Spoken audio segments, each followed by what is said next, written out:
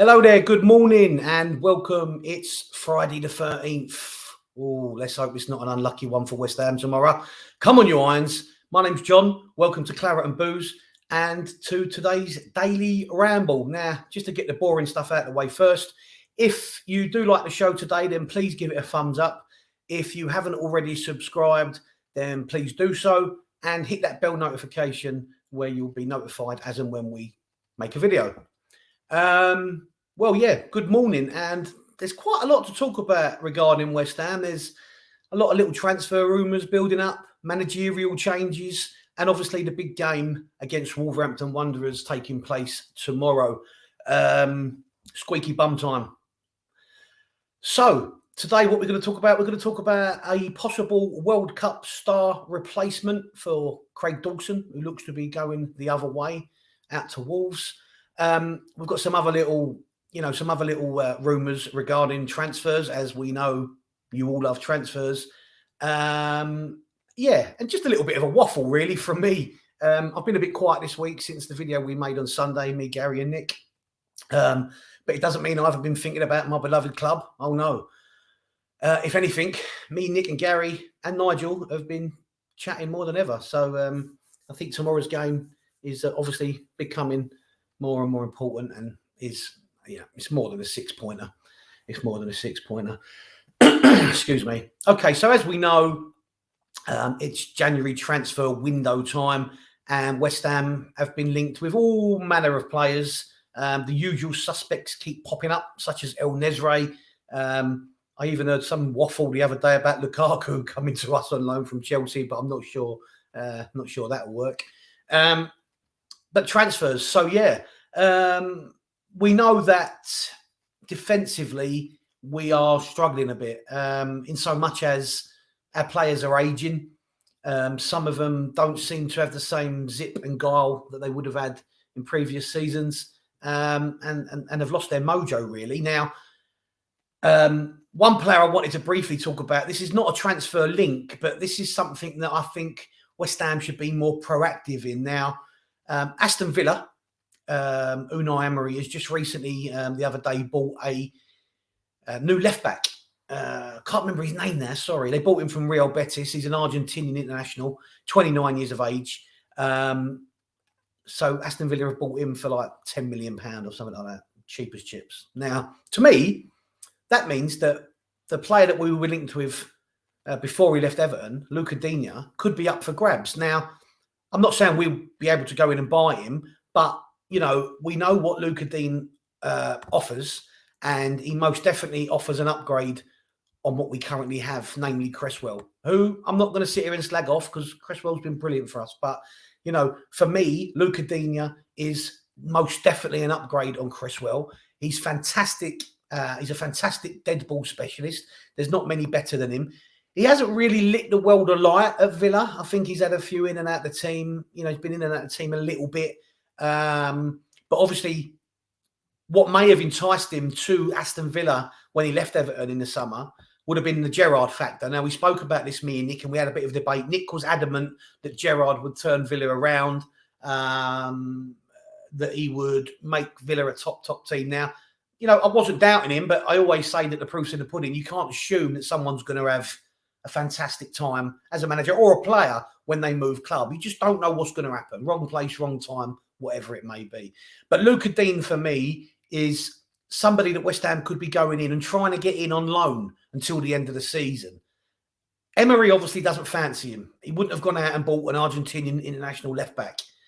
To me, that means that Emery's not sure. So why not go in? Why not sniff around West Ham? I hope you are. I might be wrong. I'm not telling you how to do your job, although someone should at times. But I just think Luca Digne is fantastic. He's a good age. He's got good pedigree, 29 years of age. He's played for Lille, Paris Saint-Germain, Roma, Barcelona, Everton, Villa, where he's currently at now. He's made more than 40 caps for the French national team. And he's played for the French national team all the way from under 16s up. He's got great pedigree, great dead ball specialist, great crosser of the ball, fantastic left foot. And if Moyes, continues to want to play three proper centre-backs, then Luca Digne is a fantastic wing-back, in my opinion, because we know at the moment when we play three centre-backs, we don't really have the wing-backs to facilitate that. Cresswell, oh, sorry, not my camera there. Cresswell can't get up and down like he used to. So for me, Luca Digne, no brainer, sorry. Go in, try and get him on loan. Let's be proactive, because we need bodies in there. I can't see there being much money about at the club to buy players. So for me, the option would be loans or cheap players, cheap championship players, players who are out of favour at their club, but are still an upgrade on what we have. And with the purchase of this Argentinian left back, then Luca Digne could be available and possibly is not fancied by Unai Emery. So that could solve our left back stroke left wing back problem. Let's go over to the other side.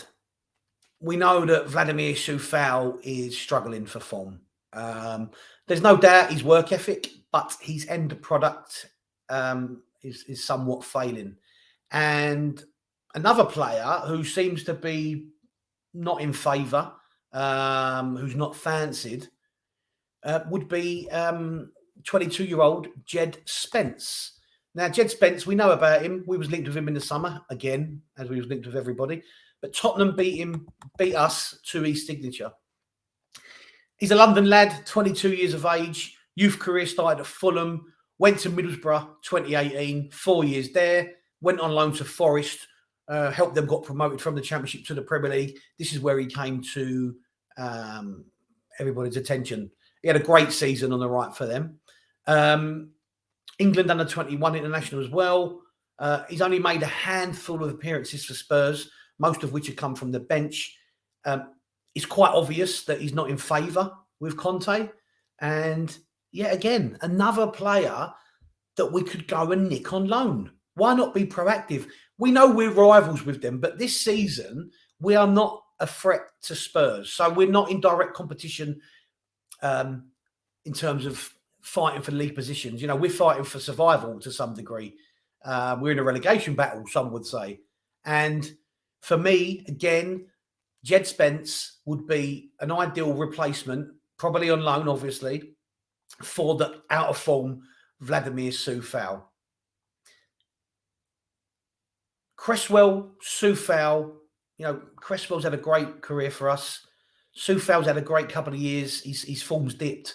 Moyes seems to want to play three at the back more often than not, but you can only do that when you've got three proper centre-backs, okay?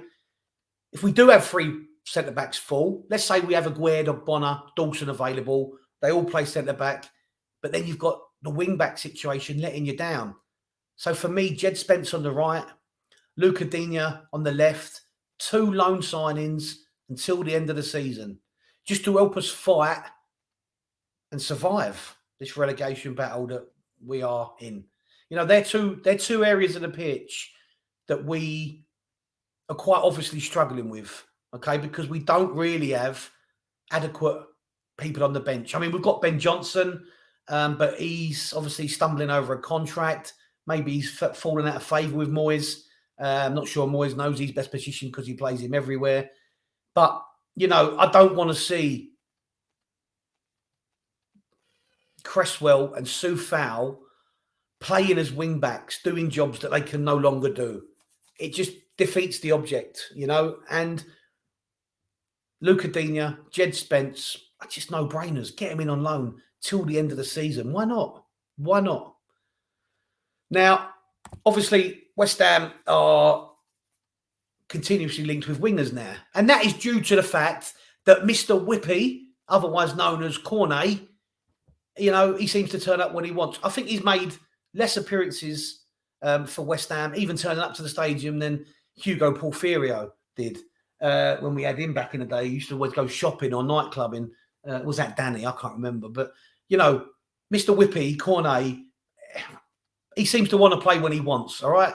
So because of that, our whole system is being, rejuggled to suit the absence of this soft individual who Sean Dyche said himself in an interview that, he played when he wanted to. So we've signed someone here who, to me, he hasn't done anything yet, and I'll be surprised if he does anything going forward. I couldn't really understand the whole fanfare about getting Cornet when we did, genuinely. So because of that, West Ham are linked with a couple of wingers again. And yet again, it's two wingers that we've already been linked with in the summer. First of all, we've got Arnaut Danjuma. Arnaut Danjuma, currently at Villarreal. He has played in England. He's played for Bournemouth. He's also started his career at Young PSV. He played NEC, Club Brugge. He spent 2 seasons at Bournemouth, and he moved to Villarreal in 2021. He's not got a bad record. He's a Dutch international as well. He's played half a dozen games for the Holland national team with a couple of goals. For Villarreal, he's got a dozen goals in about 30-odd appearances. So he knows where the back of the net is. 1 in 3 is good for a winger. He knows the English league, but I'm not sure if we are going to get him purely because we seem to have tried and failed in the summer. But again, it looks like he's available on a loan to buy basis. We know Sullivan loves a loan to buy basis. And to be honest with you, in this current predicament that we're in, it's a case of need must. So Arnaut Danjuma, yep, could be an option, but obviously we've been linked with him in the past as well. There is another player, a Brazilian player called Tete, who was at Shakhtar Donetsk. And because of the war in Ukraine, the foreign players were allowed to ultimately walk away from their contracts to some extent. And I think he took himself on loan to Lyon, or took himself to Lyon. He's become available again. Unfortunately, it looks as though Nottingham Forest, that's right, the mighty Nottingham Forest, rumours are that it looks as though they're going to beat us to the signature of Tete. I mean, Nottingham Forest, they bought 23 players in the summer. They're after another 43 players in this window, probably. Money talks. It looks like their owner, his wage bill must be astronomical. I don't know how he funds it. I mean, good luck to him, I suppose. He's put his money where his mouth is. But, I'm not sure Steve Cooper will understand how many players he's got in the changing room. Have you ever seen that geezer? He looks completely stoned all the time, doesn't he? But yeah, so with Tete, it might be a case of we're going to miss out on getting him purely because of the fact that Nottingham Forest are there. Now, I spoke about left back, left wing back, right wing back, left winger, Mr. Whippy, missing in action. We know that Craig Dawson, who I met recently, my son had a selfie with him at a local petrol station, lovely fella. We know that Craig Dawson is wanting away. Nick spoke about it earlier on in the week in his video. I think we have to look. I've heard that Moyes isn't keen on letting him go. Obviously, from Moyes' perspective, he has to protect his job. He don't want to lose a centre-back without getting one in. One in, one out. I get that. And we are quite light at centre-back purely because Ogbonna, he's to some degree over the hill. His pace has gone. Dawson's not as great as he was this season as he has been. Zuma's made of glass. Aguerd's just come back, really. And you sort of worry about Aguerd. Hopefully, touch wood, he won't pick up any more injuries. So we're shopping in the centre-back window. Now, there's a player that's come up on the radar who actually played at the World Cup. He played at the World Cup for Australia. He had a great tournament. Obviously, we know Australia got eventually knocked out by Argentina 2-1. But this guy had a great game, had 2 great games, one against Denmark, one against Tunisia. It was fantastic. That is Aberdeen-born Harry James Souter, 24 years of age. As I say, he was born in Scotland, but represents Australia. Now, he started his career at Celtic in the youth team, moved to Dundee United, went to Stoke in 2016. He's had a couple of loan spells away at Ross County, Fleetwood Town, etc. But he has now become an established part of the Stoke team. and he's an Australian international. I think he's got maybe 15 caps for Australia. 6'6", an absolute towering beast of a centre-back. Very robust, as you'd imagine. Very strong, very combative. He has that Antipodean spirit, never say die attitude. And, we always say, can he do it on a cold night in Stoke? Well, this guy can, because he plays for Stoke, so he does it. He does it regularly. He looks like he'd be picked up at a snip. He was a star for the Socceroos at the World Cup, and they had a good World Cup, as I say. He had 2 fantastic games against Tunisia and Denmark, and that was all after not long returning from a serious knee injury, which makes these performances even more amazing, really.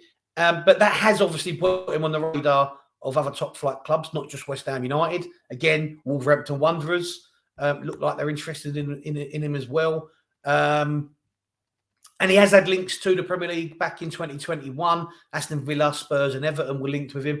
It didn't materialise. And as I say, he done his cruciate knee ligament and he came back in the World Cup and had a great World Cup. I mean, he was out for 11 months with the cruciate knee ligament. Now, we know, don't shoot me. We know we've got centre-backs already with knee problems. But, these days, cruciate knee ligaments are not as they used to be in terms of players. Players do, the medical treatment and that is most definitely there. As we know, Moyes getting a player from the Championship, from the EFL. And the way that we've been letting in goals, the way that our centre-backs overall have not been fantastic, the way we've had injuries, the fact that Dawson wants to go. I think this could be a snip. And you can see why West Ham would be keen on it. He's young. He's got World Cup experience. He's 6'6". He's commanding. Again, no-brainer for me. So, yeah, I mean, look, all of these transfer links are just that, transfer links. I'm not an ITK. I read things. I pick things up. I look into a player if I hear a snippet of information. But as we know, the ideal situation for David Sullivan would be for West Ham to beat Wolves tomorrow. Now, if we beat Wolves tomorrow, Sullivan will be going, oh, I ain't got to buy anybody. He'll probably, if we beat Wolves tomorrow, the worrying thing is that Sullivan will close his checkbook, won't even look for any loan deals, and he'll probably pack off Antonio, Dawson and Fornells to Wolves just because it'd get him a bit of money in the coffers. Look, we know he spent money last year, right? There's no money this year in this window, sorry. Loan deals, they're a no-brainer. They're the way forward for me. And look, as much as it pains me to say, we need to win tomorrow. And when I say pains me to say, it's because I think that, look, I've been Moyes in for as long as I can remember. Excuse me. Obviously, the Palace game was the one that tipped me over the edge, as I've said before. I'd love him to turn it around. Of course I would. Even Nick would. But I just can't see it. If we beat Wolves tomorrow, which I'm hoping we do, as I'm sure you are, it could paper over the cracks and Sullivan will be sitting there doing he'll be doing little midget cartwheels in celebration that I haven't got to get any players in. I ain't got to spend any money. Whether we win or not tomorrow, he needs to get players in. Moyes, Newman, Sullivan, whoever does the fucking buying needs to get players in. So tomorrow, massive game, okay? Wolverhampton Wanderers. This is a 12-pointer. This ain't a 6-pointer. They need to win as much as we do. We've got quite good success rate over them in recent years, to be honest with you.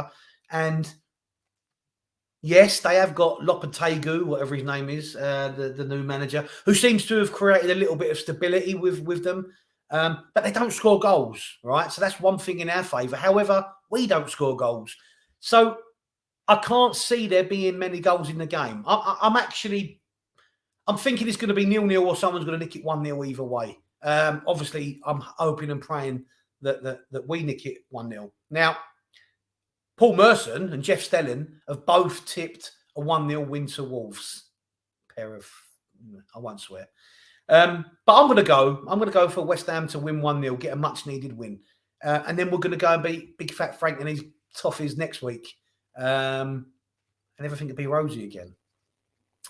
But if we do lose, people are suggesting that it could be Moyes' last job. Now, we've had this before. He had 3 games. Now he's got 2 games. I think most definitely, if we don't get at least 4 points against Wolves and Everton, combined, obviously, 4 out of 6 points, I think he could probably be gone. And in terms of managers, we've been linked with West Bromwich Albion's Carlos Corberán, 39 years of age, Spanish-born manager, who is in charge at Wolverhampton Wanderers. Now, some people have been saying he's working miracles at West Brom. He's only been there since October, and since he's come in, they've gone from relegation fodder to being just one place outside the playoffs. So he most definitely has done well there. Now, he has managed in England before. He was manager of Huddersfield Town between 2020 and 2022. He then went for a short time to Olympiacos, where he was picked up and brought back to England into the Championship with West Bromwich Albion. Strange move, that. I mean, I'm not sure if he got sacked from Olympiacos or what, but, Obviously then, a bit about Carlos Corberán. I didn't know much about him, obviously, until he took the reins up at West Brom. And he has done well there, but, he was a goalkeeper of some degree. He had to retire very young, I think, as a player. He was a goalkeeper, as I say. He's managed 2 teams in Cyprus. And in 2017, he moved to England. He went on to become the Leeds under-23 manager. Bielsa was appointed in June 2018, and Corberán was then promoted to first team coach. Bielsa described him as very talented. Bielsa actually said that he values Corberán's opinion more than his own. So, he could be an obvious replacement, especially people who want Bielsa in.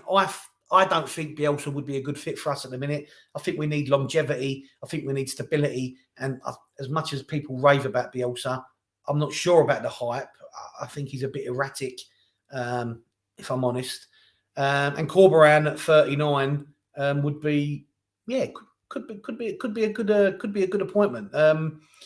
Bielsa, not keen on that. Anyway, after his management of the Leeds under-23 team and moving on to be first team coach, in July 2020, he was offered the position of Huddersfield Town coach, and he moved there in July of that year in the Championship. He resigned his position as head coach 2 years later, literally to the day, in 2022. He looks good. Obviously, he hasn't managed in the top flight, but like anything, it's all a risk at the end of the day. I mean, look at Marco Silva at Fulham. He fouled at Watford, fouled at Everton, and now he's working wonders with Fulham. And that's the thing, you see, you can't pigeonhole managers. You can't say, oh, he ain't going to do well here because he didn't do well there. It's a bit like the Sean Dyche scenario. People are saying, we don't want him. He plays this. He plays long ball. But we're only judging him on his time at Burnley. Sean Dyche, he may surprise a few people. I like Sean Dyche. I think he speaks honestly. He's open.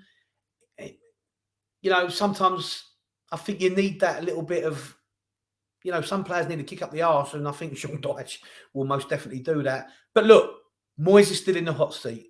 Okay, so for me, let's hope he turns it around with a win tomorrow at Molineux. Now, we're going to be doing a Sunday show, and let's hope me, Nick and Gary are going to be talking about a positive win away at Wolves tomorrow. So that's been my daily ramble. My God, 25 minutes in, I've waffled more than Birdseye. So let me know what you think. Let me know what you think about any of the link to them players. Let me know what you know about those players. Danjuma. You know, we know about Luca Dean, Jed Spence, Tete going to Forest, not us. What about this Harry Suter? I mean, Neil from Down Under, you might know a little bit more about him than others. Tell me what you think about Carlos Corberán becoming a manager if Moyes doesn't succeed and eventually gets the bullet. And let me know what you think about tomorrow's game. Are we going to win? Are you confident? Can we get the 3 points tomorrow? Honestly, I'd be happy with a point tomorrow and beating Everton next week. But, of course, I'd prefer a win. So, thanks for watching. As I've said before, if you like today's show, then please hit the like button. If you haven't already subscribed to our channel, Claret and Booze, please do so.